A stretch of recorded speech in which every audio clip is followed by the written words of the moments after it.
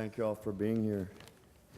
I was concerned about this. I figured I'd be a blubbering idiot up here, so I decided not to be blubbering.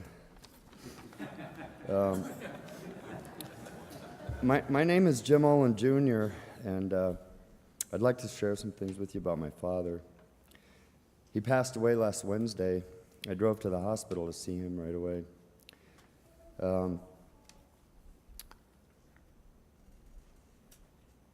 I desperately wanted to connect with him.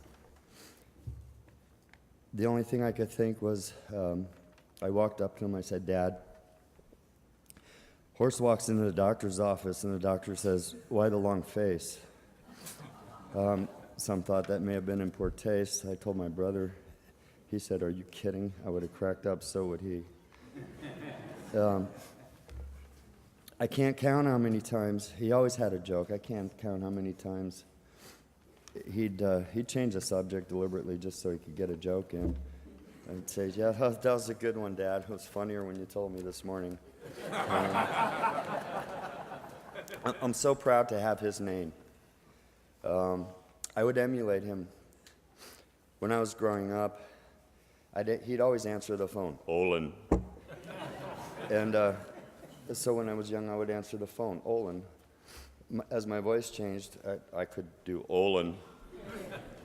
And I'd get on the other end, "Jim, Bob Johnson, just wanted to let you know we're thinking of going to phase 2 with the alternate design," or something like that. I'd let him go on until they needed a response, and I'd say, "Oh, you probably want my dad."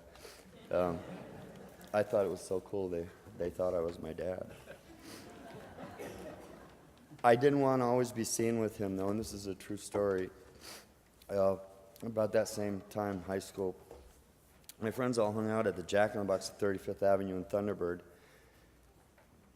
He came up one day and said, "Let's go to Jack in the Box and get a cheeseburger."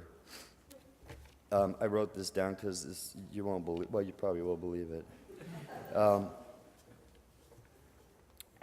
He was wearing plaid Bermuda shorts, white belt, white loafers with black dress socks, button-down dress shirt with a pocket protector, which contained pens, pencils, tire gauge, flashlight, and a straw cowboy hat. He was trying to assimilate into the Western culture, I guess.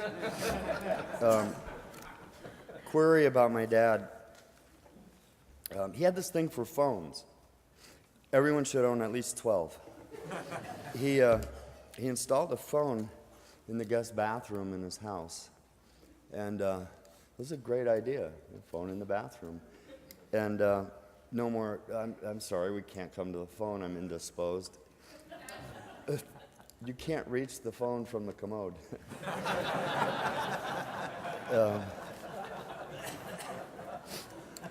Most of my adult life, I've heard, "You're just like your dad."